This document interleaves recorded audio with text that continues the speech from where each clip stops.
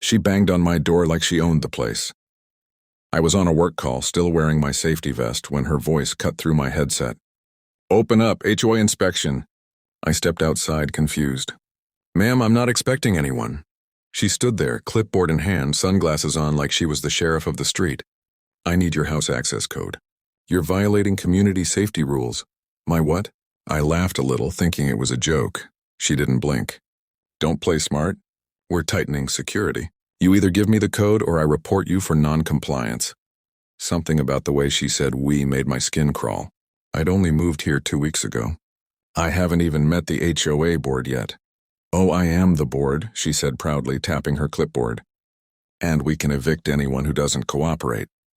My neighbor, old Mr. Harris, peeked from across the street. I saw the look in his eyes, half warning, half sympathy. "You should just give her what she wants," he muttered. But I wasn't about to hand over my home code to a stranger. "You got any ID?" I asked. Her smile dropped. "You're already on thin ice, mister. I'll make a report." She took a photo of my house and stormed off. That's when I noticed something taped to my front door, a red notice that said, "Immediate eviction pending," with a fake HOA logo at the bottom. My stomach turned. I looked around and every neighbor's curtain was slightly open, watching, and I realized this wasn't just some random power trip. She'd done this before. The next morning I woke up to the sound of a tow truck outside. My old Ford was being lifted off the driveway. I ran out barefoot, yelling, "Hey! That's my truck." Karen stood right there, arms crossed, sipping coffee like it was her show. "You were warned," she said calmly. "Vehicles without registration approval can't stay overnight." "What registration?" "It's my driveway," I snapped, trying to talk to the tow guy. He looked uncomfortable but said, "She signed the release form, sir. Said she's the HOA chair." I pulled out my phone, started recording. "You're not authorized to touch my property, lady." Karen smiled, tilted her head. "You can record all you want. The HOA already billed you for the tow and for staying in a motel while your driveway gets re-inspected." I froze. "You billed me for a motel?" "Of course," she said, acting like it was the most reasonable thing ever. "It's $289 per night. You'll find the invoice in your mailbox." The tow truck drove off with my Ford, and she turned to leave like nothing happened. That's when a voice called from behind her, "Karen, enough." It was Mr. Harris again, walking over with his cane. "You can't keep bullying people." She looked over her shoulder, sneered. "You should mind your own lawn, old man." But I noticed something in his hand, a crumpled paper. "This," he said, handing it to me, "is the real HOA contact sheet. She's not even on the board." Karen froze for half a second, then snatched the paper from my hand and tore it in half. "Don't believe everything you read," she hissed. But her voice shook just a little when I said, "Then you won't mind if I call the real HOA and ask?" She turned pale, then forced a laugh. "Go ahead. You'll regret it." And as she stormed off, something inside me clicked. She wasn't just power hungry. She was hiding something bigger. That night, my phone wouldn't stop buzzing. Unknown numbers. Texts saying things like, "Remove the video or face legal action and you're violating HOA privacy laws." I hadn't even posted anything yet. Only one person knew I was recording, Karen. I stepped outside to get some air, and that's when I saw the beam of a flashlight moving near my garage.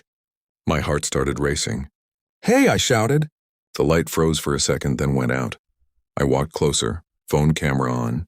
The motion light clicked on, and there she was, Karen, in gloves, trying to pry open the electric box on my wall. "Are you out of your mind?" I yelled, running up to her. She spun around fast, dropping a screwdriver. "You can't touch me," she screamed, already dialing her phone.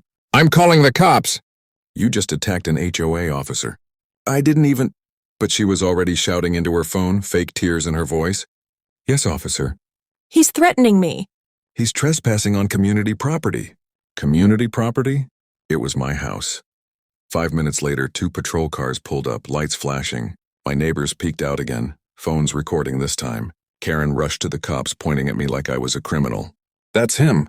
He tried to break my arm." I raised my hands. "Officer, she broke into my electrical box. Check the footage on my security cam." The younger cop looked unsure. "Ma'am, do you live here?" Karen crossed her arms. "I'm head of security for this neighborhood." Then, before anyone could say another word, the older cop's radio buzzed. He glanced at me, then back at her. "You're head of security, huh? Funny thing, HOA doesn't have one. Karen froze. I didn't know it yet. But that was the first crack in her whole act. And I was about to break it wide open.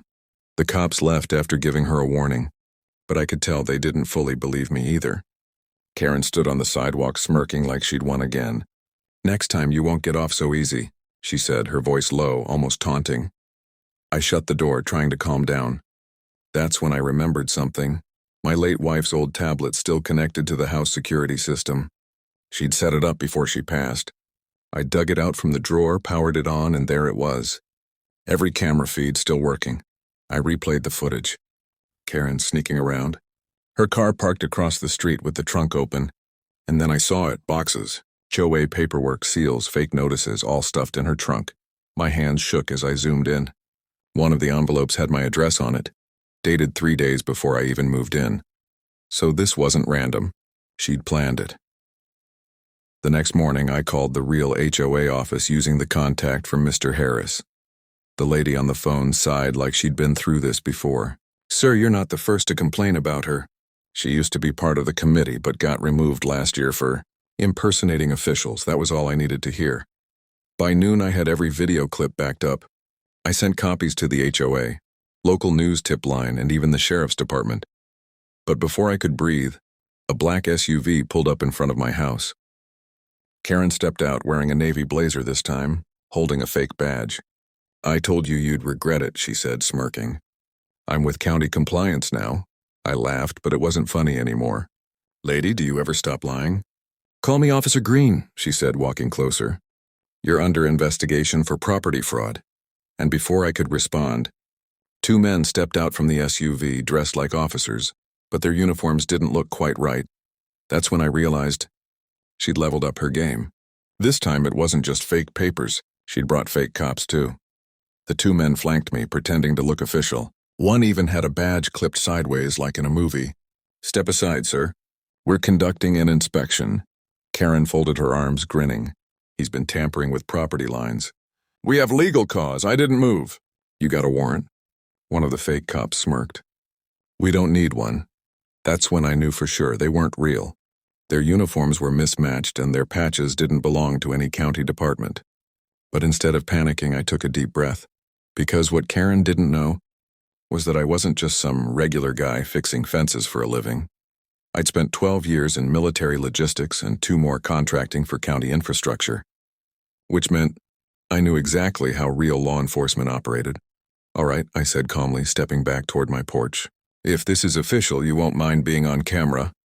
Karen's smirk faltered for the first time. "You can't record county work." I pointed to the small red light on the doorframe. "Too late. You're already live. Security feed uploads directly to the sheriff's server." "Want me to wave?" The men exchanged nervous looks. One mumbled, "Ma'am, maybe we should." Karen cut him off. "Stay put."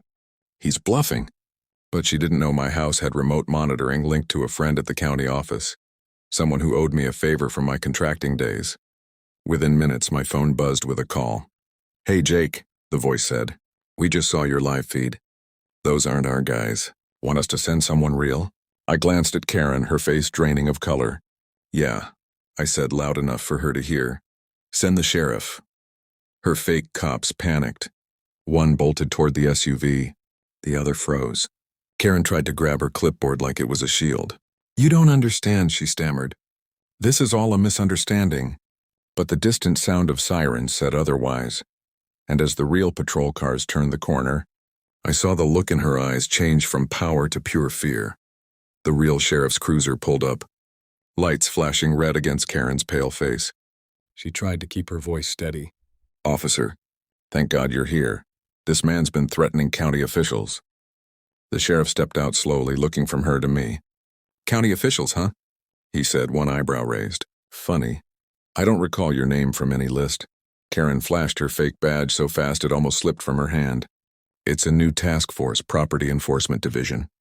The sheriff took the badge, turned it over, then stared straight at her. "This seal's printed on paper, ma'am." Silence fell over the street. Neighbors gathered on their lawns, phones raised. Mr. Harris stood by his mailbox, shaking his head. "Told you she wasn't right," he muttered. Karen started to back away, but the sheriff stepped closer. "You impersonated law enforcement. That's a felony, her voice cracked. I was just trying to keep the neighborhood safe.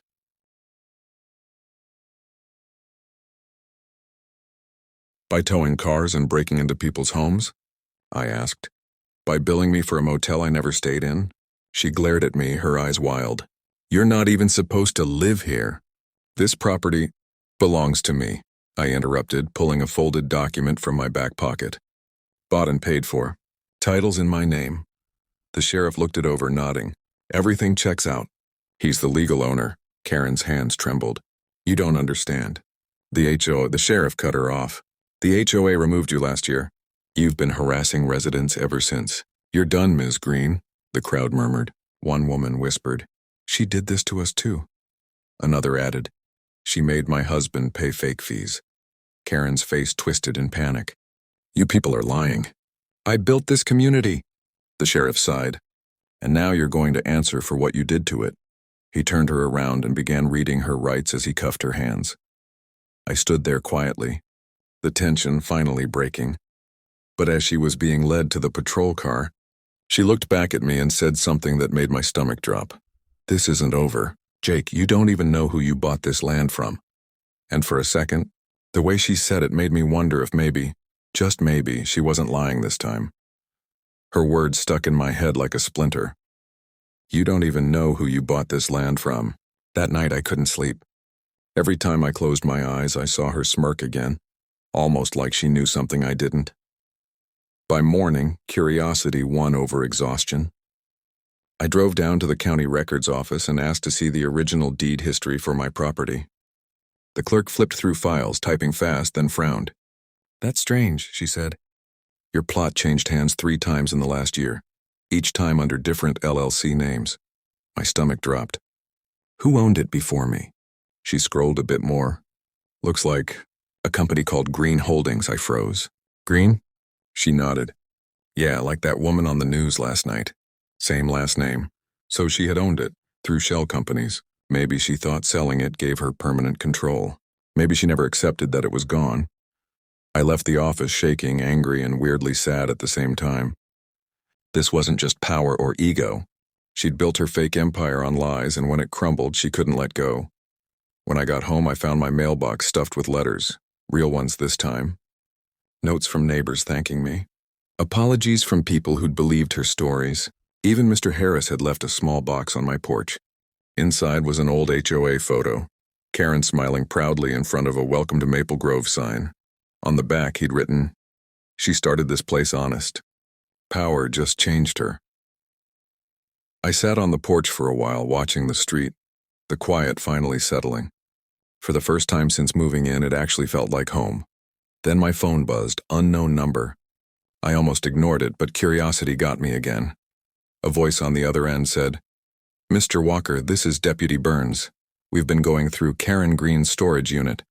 You might want to come down and see what we found. It's got your name on it. My heart skipped. What do you mean? He hesitated. Let's just say, she wasn't planning to stop with fake notices. And just like that, the peace I'd finally felt was gone again. The storage unit sat at the edge of town, cold and silent under a gray sky. Deputy Burns met me outside, clipboard in hand. We've cataloged most of it, he said. But there's one section you'll want to see for yourself. Inside, the smell of dust and paper filled the air. Boxes lined the walls. Stacks of fake HOA letters, eviction notices, and even printed court orders. But then I saw the last crate. My name was written across it in thick black marker. Burns cut the seal and opened it slowly. Inside were photos, hundreds of them. My house, my truck, even me taken from different angles at different times. She'd been tracking you, he said quietly. Before you even moved in. At the bottom of the box was a single folder labeled Pending Claim. I opened it and froze. It was a forged deed transfer, dated 2 weeks after I bought the property. She'd been planning to reclaim the land under her name using fake legal paperwork. Burns shook his head.